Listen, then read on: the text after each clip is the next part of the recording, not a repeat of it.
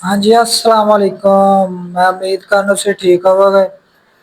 मेरी वीडियो मुकम्मल वेख के जानी है, पूरी तसल्ला नाल कमेंट लाइक शेयर लाजमी करनी है।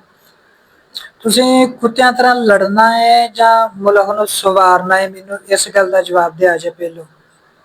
ਸੂਬੇ ਬਣਨ ਲੱਗੇ ਨੇ ਤੇ ਜਿਹੜਾ ਹਰ ਕੋਈ ਤੱਕ ਸਰਾਕਿਸਤਾਨ ਵਾਲੇ ਵੀ ਆਪਣੀ ਵਿੱਚ ਲੱਤ ਅੜਾਈ ਪਏ ਨੇ, ਸਿੰਧੀ ਵੀ ਅੜਾਈ ਪਏ ਨੇ, ਨਹੀਂ ਸਿੰਧ ਨੂੰ ਡਿਵਾਈਡ ਨਹੀਂ ਹੋਣ ਦੇਣਾ, ਨਹੀਂ ਸਿੰਧ ਦੇ ਸੂਬੇ ਬਣਦੇ ਨੇ। ਤੁਹਾਨੂੰ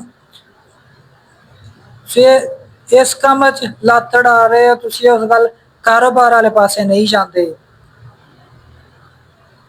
ਤੁਸੀਂ ਇਸ ਗੱਲ ਉੱਤੇ ਲੜਨਾ ਹੈ ਕਿ ਉਹਨੂੰ ਕੀ ਆਂਦੇ ਬਾਹਰੋਂ ਆਵਾਮ ਜਿਹੜੀਆਂ ਬਾਹਰਲੀਆਂ ਕੰਪਨੀਆਂ ਨੇ ਆ ਕੇ ਇੱਥੇ ਮਾਲ ਵੇਚ ਕੇ ਤੁਰ ਜਾਂਦੀਆਂ ਨੇ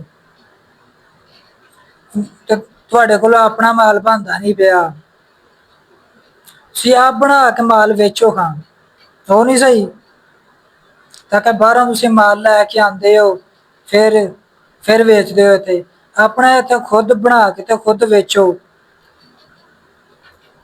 ਨਹੀਂ, ਤੁਸੀਂ ਤਾਂ ਲੜਨਾ ਹੈ, ਮਜ਼ਹਬ ਦੇ ਨਾਂ ਤੇ ਲੜਨਾ ਹੈ, ਕੌਮੀਅਤ ਦੇ ਨਾਂ ਤੇ ਲੜਨਾ ਹੈ, ਸੂਬਿਆਂ ਦੇ ਨਾਂ ਤੇ ਲੜਨਾ ਹੈ।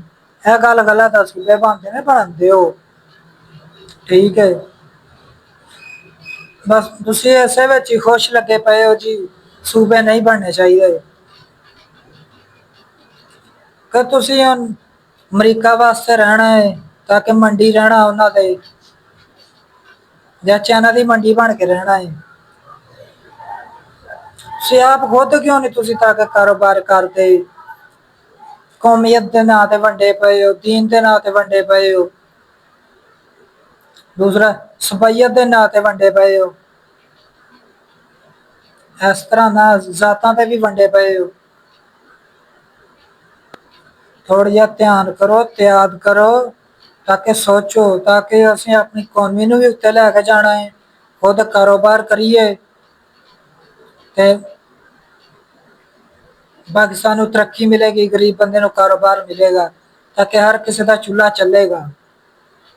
ਇਸ ਤਰ੍ਹਾਂ ਤੁਸੀਂ ਆਪਸ 'ਚ ਲੜ ਲੜ ਕੇ ਤੇ ਫਿਰ ਤੇ ਸਾਰਿਆਂ ਦੇ ਚੁੱਲ੍ਹੇ ਬੁੱਝਣੇ ਹੀ ਨੇ, ਚੱਲਣਾ ਤੇ ਕਿਸੇ ਕਿਸੇ ਦਾ ਹੀ ਆ। ਫਿਰ ਇਸ ਗੱਲ ਨੂੰ ਜ਼ਰਾ ਕੁ ਸੋਚ ਕੇ ਤੇ ਮੈਨੂੰ ਕਮੈਂਟਾਂ ਦੇ ਵਿੱਚ ਤੁਸੀਂ ਆਪਣੀ ਰਾਏ ਜ਼ਰੂਰ ਇਜ਼ਹਾਰ ਕਰਨਾ ਹੈ, ਠੀਕ ਹੈ।